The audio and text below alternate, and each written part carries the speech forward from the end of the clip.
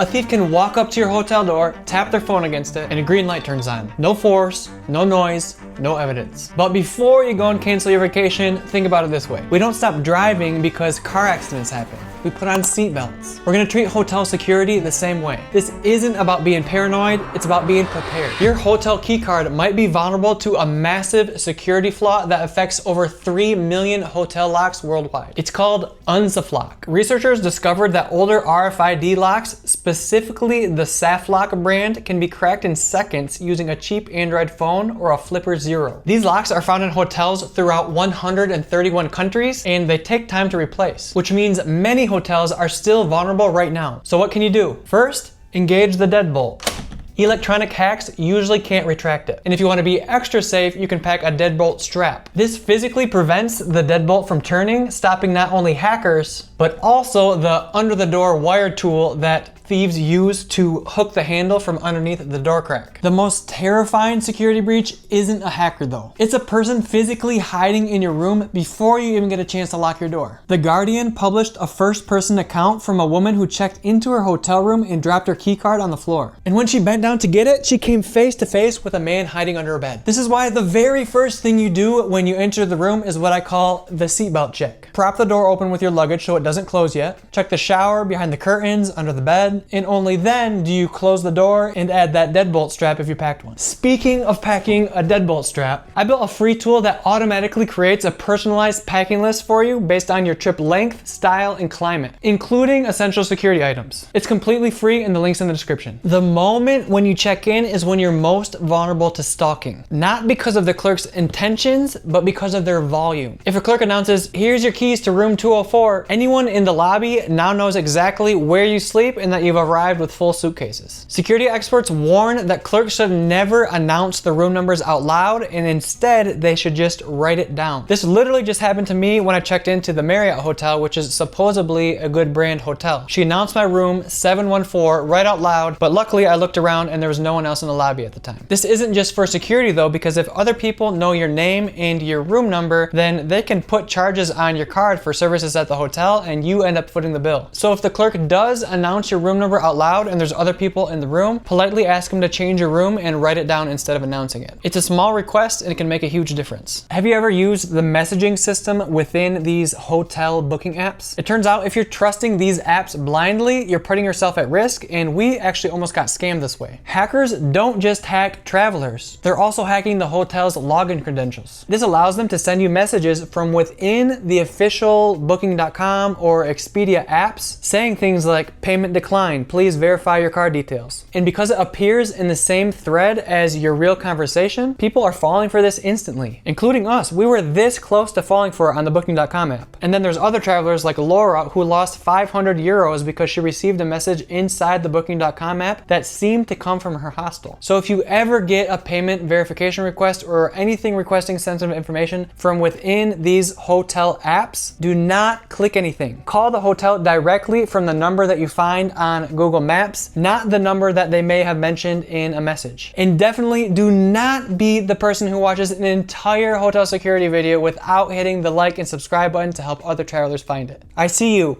Hotel Wi-Fi is a playground for data theft because it's mostly built for guest convenience, not security. One threat is called the evil twin attack. A hacker will sit in the library and broadcast a Wi-Fi signal called something like hotel guest Wi-Fi. You connect to it thinking it's legit, and then they harvest passwords and credit card information that you type in. The FBI warns about this exact scam. This is not theoretical. An Australian man was actually recently sentenced to prison for setting up evil twin networks at airports to steal data and intimate photos. Using a VPN solves this problem by encrypting everything you send. So even if you accidentally connect to a fake network, hackers can't read what you're doing. I use NordVPN because their connection speeds are noticeably faster than the other VPNs I've tested. But what I really like is their Threat Protection Pro feature. It actively scans downloads for malware and checks every link you click to stop you from landing on those fake copycat websites designed to steal your passwords and banking info. These phishing sites are getting so sophisticated that even tech-savvy people are falling for them. To get protected, use my special discount link in the description or my code PUVPN at checkout to get a huge discount on a 2-year plan with 4 extra months of NordVPN for free. It's completely risk-free with a 30-day money-back guarantee. Big thanks to our friends at NordVPN for sponsoring this video. The old front desk call scam has evolved. It used to be a random person calling your room pretending to be the receptionist asking for your credit card information. Now it's an AI cloned voice of the receptionist that you just met a few minutes ago. Scammers can record the real receptionist's voice with a 3-second prank call,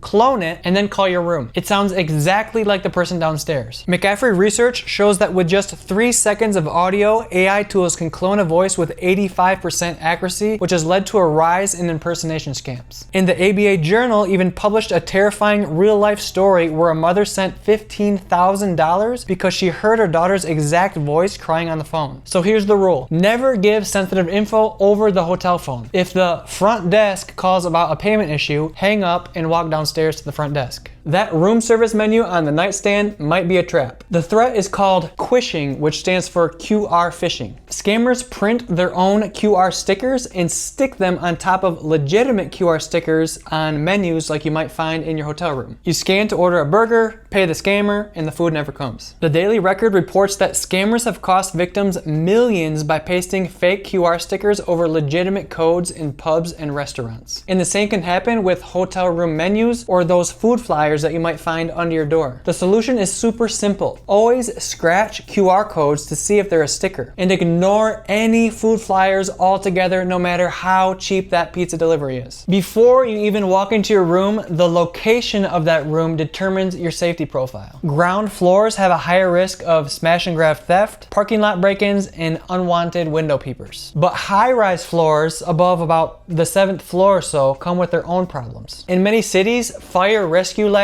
can't reach above the 6th or 7th floor. So if there's a fire and the stairwells are blocked by smoke, you're toast. One retired Secret Service agent confirmed this, explaining that agents always avoid the ground floor because of intruders and floors above the 7th because fire ladders can't reach them. Remember, this is about being smart and prepared, not paranoid. The solution is to request a room in the Goldilocks zone, which is around the 3rd to the 6th floor if possible. We worry about hackers, but the most common threat is a dishonest staff member or a door propped open by housekeeping. Do not disturb signs are requests, not locks. Staff or anyone with a master key can easily bypass these. One guest even set up a camera in his room and caught a housekeeper drinking his beers and rummaging through his safe and luggage the moment he left the room, proving the safe isn't always safe. So what can you do? Well, for one, ask for your room not to be cleaned when you check in. And two, hide your valuables in the secret hiding spots that I mentioned in this video. Next, someone could be watching you. Hidden cameras are getting smaller and harder to see with the naked eye. They're hidden in smoke detectors, alarm clocks, USB chargers, you name it. One Hong Kong couple discovered that their intimate moments from a hotel stay were secretly recorded and sold online to thousands of viewers. And this isn't just a one-off occurrence, there's news stories about this everywhere. The good news is there's a super easy 5-minute hidden camera scan you can do whenever you check into a new Airbnb or hotel. In this video, I show you exactly how to do it step by step without being paranoid. Watch it next to protect your privacy on your next trip. Like, subscribe to the things. Love you. Bye-bye.